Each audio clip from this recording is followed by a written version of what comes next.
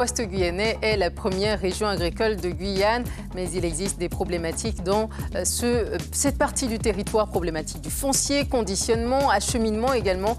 Nous en parlons aujourd'hui avec May Choua, qui est agricultrice à Javoué, représentante de l'Ouest à la Chambre de l'agriculture, Célia Schwederlé, directrice du pôle agroalimentaire de l'Ouest à Mana, de la communauté de communes de l'Ouest guyanais, et donc Laurietta Carolina, présidente du syndicat des exploitants agricole d'Apatou.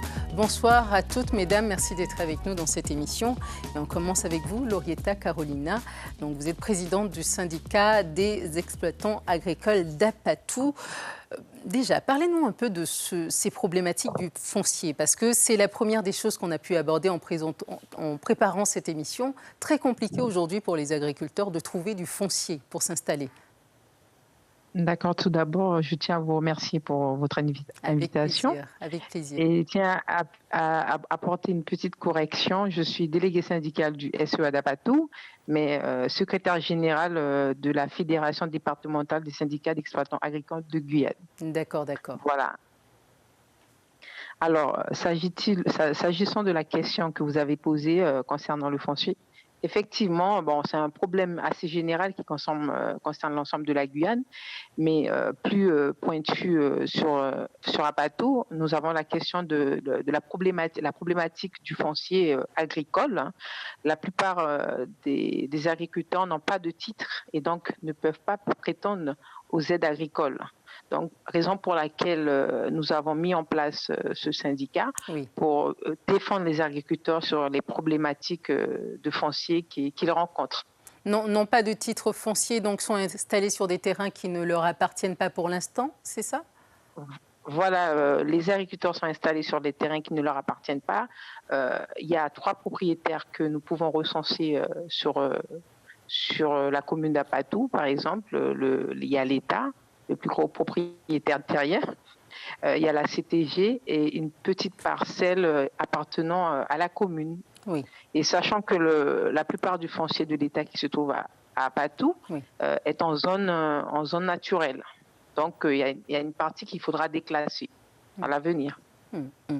Vous m'expliquiez tout à l'heure May Choua, donc vous êtes vous-même agricultrice à Javoué, mais également représentante de l'Ouest à la Chambre de l'agriculture, que les agriculteurs se retrouvaient un peu coincés entre le PLU, le plan local d'urbanisation, et donc le SAR, le schéma d'aménagement régional finalement. Parlez-nous un peu de cette problématique du foncier. À quoi c'est dû exactement ? Vous avez vous-même tout à l'heure évoqué, quand vous parlez de croissance démographique, donc qui parle de croissance démographique parle aussi d'un classement de zones qui est devenu, on va dire, peut-être incohérent au fil des années, je pense.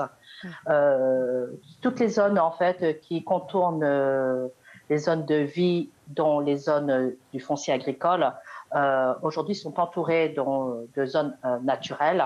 Oui. Et je pense qu'il est urgent de faire une révision des 2 schémas, tout simplement. Je pense que les 2 plans, en fait, devraient être révisés de manière à pouvoir redélimiter les frontières. Il est compliqué d'avoir du foncier pour un jeune agriculteur qui veut s'installer, peut-être, mais est-ce que c'est impossible ? De quelle manière est-ce qu'on accède au foncier quand même dans l'Ouest guyanais aujourd'hui ? Eh bien, pour un jeune agriculteur qui veut s'installer, il va se rendre naturellement dans les administrations qui s'y occupent, telles que la DAF ou la Chambre d'agriculture ou à la mission foncière, et va devoir en fait localiser la parcelle qu'il souhaite s'installer. Sauf que si aujourd'hui les plans qu'on leur présente ne sont plus d'actualité, là ça devient une problématique. D'accord, donc une mise en conformité à l'actualité, en tout cas une remise à l'ordre du jour du PLU et du SAR qui pourrait permettre d'accéder aux fonciers dans l'Ouest guyanais. Célia Schwederlé, vous êtes directrice du pôle agroalimentaire de l'Ouest à Mana. Donc parlez-nous un peu de ce que vous faites au sein de ce pôle, déjà pour commencer. Bonsoir. Oui, alors bonsoir. Donc nous, au pôle agroalimentaire, on est composé d'un abattoir, donc l'abattoir de l'Ouest guyanais, et d'un atelier de transformation végétale où on va accompagner tous les porteurs de projets dans leur partie transformation. Voilà. Donc on intervient en aval de l'agriculteur qui veut valoriser ses produits en les transformant.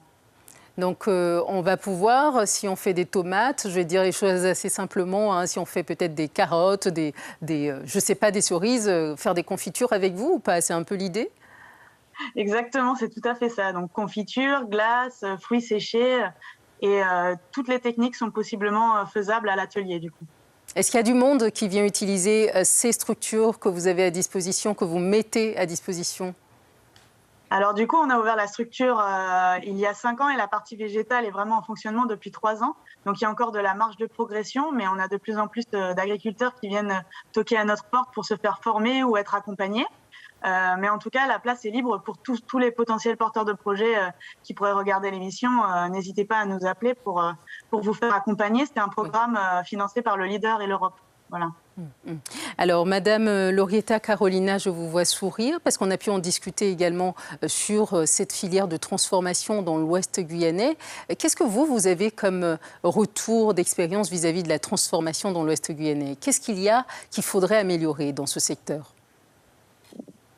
Alors, il serait intéressant aussi d'accompagner les agriculteurs, hein, surtout au niveau de la formation, ce que le JDA d'Apatou propose à ces agriculteurs, donc la professionnalisation des agriculteurs. Et depuis quelque temps, il y a le PAOG, le pôle agroalimentaire. Madame Carolina, je me permets de vous interrompre. Vous avez votre micro un peu trop près. Est-ce que vous voulez bien l'éloigner juste un tout petit peu? Vous nous parliez du coup du GDA qui donc aide, le GDA qui va aider donc le groupement de développement agricole d'Apatou qui va aider les jeunes agriculteurs. Parlez-nous un peu du coup. Oui. Alors, c'est une association loi 1901 qui a été créée au premier trimestre de 2019, qui est là pour accompagner les agriculteurs, notamment la formation professionnelle, apporter de l'accompagnement technique, le développement d'intérêts collectifs tels que la mise en place des coopératives d'utilisation de matériel. Et depuis quelque temps, nous avons été accompagnés par le pôle agroalimentaire de Mana pour les formations sur l'agrotransformation, parce que bon nombre de nos agriculteurs souhaitent aussi produire, mais également transformer les produits, enfin leurs produits locaux, et puis les mettre en valeur. Et le PAOG accompagne dans cette démarche. Également la MFR de Mana. Et donc, le pôle agroalimentaire de l'Ouest ne suffit pas à faire cette transformation? Est-ce qu'elle répond aux demandes sur le terrain, telles que a pu nous l'expliquer tout à l'heure Madame Federley? Alors, le pôle agroalimentaire, effectivement, répond, mais quand on veut développer une activité économique, ça ne suffit pas. Il faudrait que certaines structures en puissent créer aussi des organismes, des entreprises à côté, surtout si les agriculteurs veulent faire un peu de chiffres, développer leur activité économique, faire l'acquisition de matériel de transformation. Notamment pour fabriquer du jus de fruits, ou notamment pour structurer la filière du couac avec les machines, les platines, tout ça. Ils ont besoin, au-delà du pôle agroalimentaire, ils ont besoin aussi d'acquérir pour leur compte personnel certains types de matériel. D'accord. Mes choix, je vous vois acquiescer à cette proposition de Madame Carolina. Qu'est-ce que vous en pensez alors? J'acquiesce parce que tout simplement je suis d'accord et je vais pouvoir appuyer en complétant que dans l'Ouest il y a une majorité de personnes qui sont encore dans les petits producteurs. Et j'ai même envie de parler par exemple de la filière des poules pondeuses qui nécessite en fait tout simplement un centre de conditionnement dans l'Ouest. Et je pense qu'il est important, et d'où ma casquette aussi de deuxième vice-présidente à la Chambre d'agriculture, où des techniciens sont mis en place justement pour accompagner les agriculteurs de manière à ce qu'ils puissent se structurer en association ou en coopérative, de manière à ce qu'ils puissent tout simplement créer leur propre centre de conditionnement. Et je voudrais aussi mettre en évidence que suite à la crise Covid, nous allons pouvoir bénéficier en Guyane très prochainement d'un plan de relance économique et qu'il serait en fait bien de tirer profit de cet élan-là. Vous me parliez de fait de se réunir en coopérative, très important pour pouvoir structurer la filière. C'est l'IH Federley, c'est une chose importante pour vous également, de pouvoir structurer les filières. Est-ce que c'est le cas suffisamment aujourd'hui dans l'Ouest, selon vous? Alors, c'est en forte progression, mais on en est encore au tout début. Les agriculteurs ont l'habitude de travailler sur leur parcelle et n'ont pas forcément le temps ou ne voient pas encore bien forcément toujours l'intérêt de se mettre ensemble pour percevoir, par exemple, les subventions ou pour être mieux accompagnés. Mais en tout cas, par exemple, à Patou, ils sont vraiment en train de se structurer et c'est très intéressant de voir la dynamique que ça crée. Oui, notamment avec Belnati, Madame Carolina Lorietta. Belnati, qui est donc une coopérative qui va permettre de pouvoir mettre en place de la transformation. C'est déjà le cas avec le chocolat notamment. Parlez-nous un peu de cette structure, Belnati. Qu'est-ce que vous faites exactement? Alors, Belnati, c'est une société coopérative d'intérêt collectif qui a été mise en place récemment, et qui est constituée de 3 structures. Le APOGU, l'Association des producteurs de Saint-Laurent-du-Maroni, le GDA de Mana, Groupement de développement agricole, et le GDA d'Apatou. Alors, cette société a pour but de valoriser, de valoriser les produits agricoles issus de l'agriculture traditionnelle. Les produits qui sont cultivés en respectant la terre, la nature. Donc, est-ce qu'on va pouvoir retrouver le cacao, peut-être du cacao avec du chocolat, faire du café, ce genre de choses? Effectivement, actuellement, Belnati arrive à faire de la transformation du maracuja en créant de la mousse, la création, la fabrication de différents types de farine, notamment à base de fruits à pain, fabriquer également du chocolat. Donc, la voie est grande, il y a beaucoup de choses à faire et Belnati est sur cette voie-là.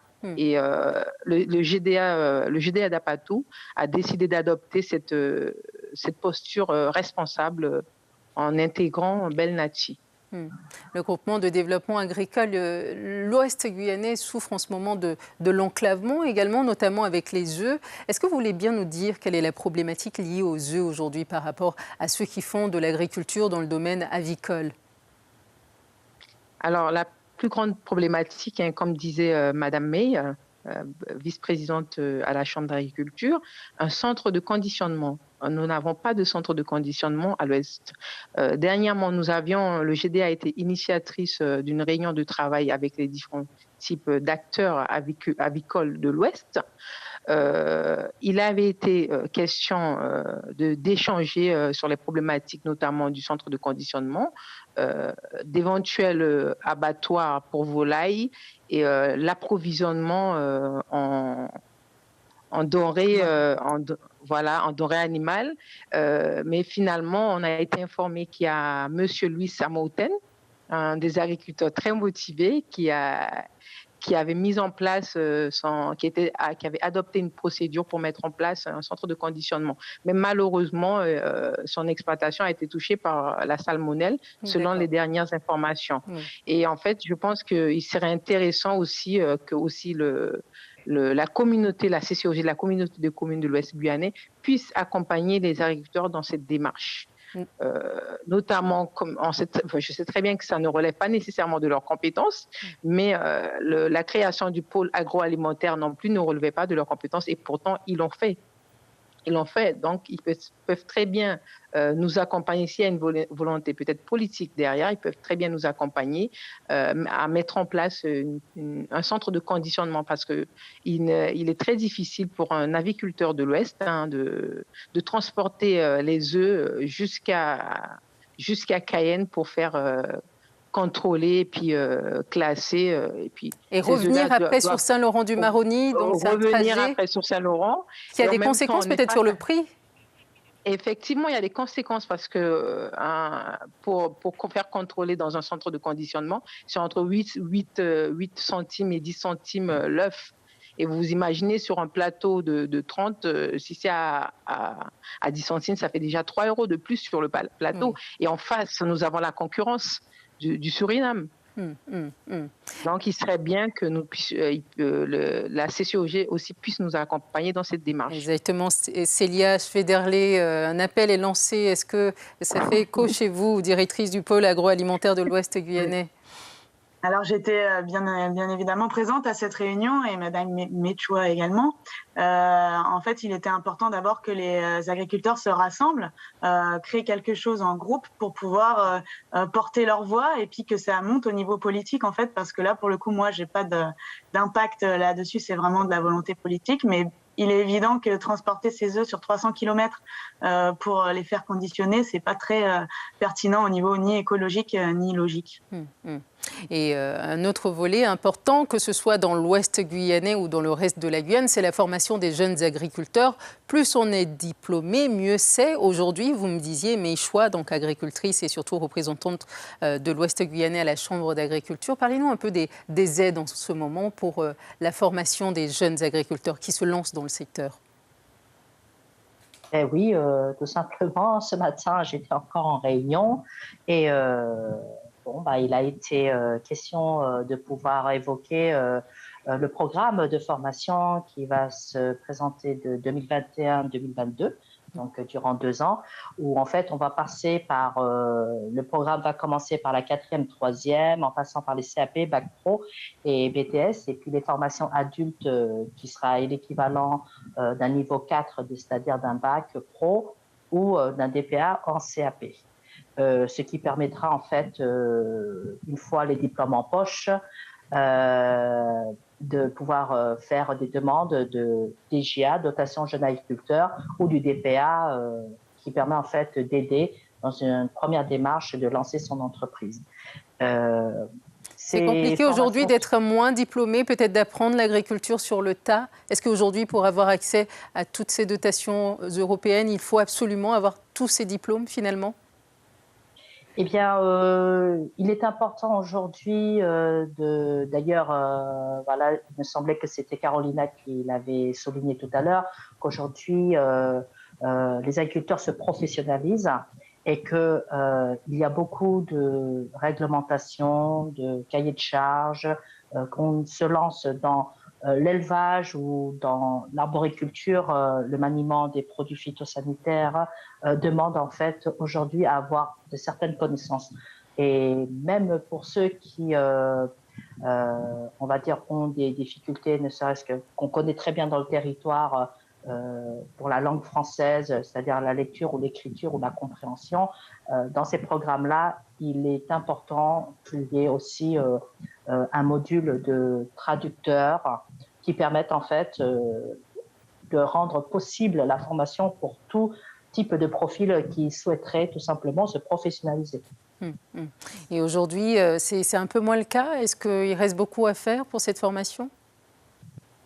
Oui, il est très important parce que dans ces formations-là, en fait, on explique aussi comment se régulariser.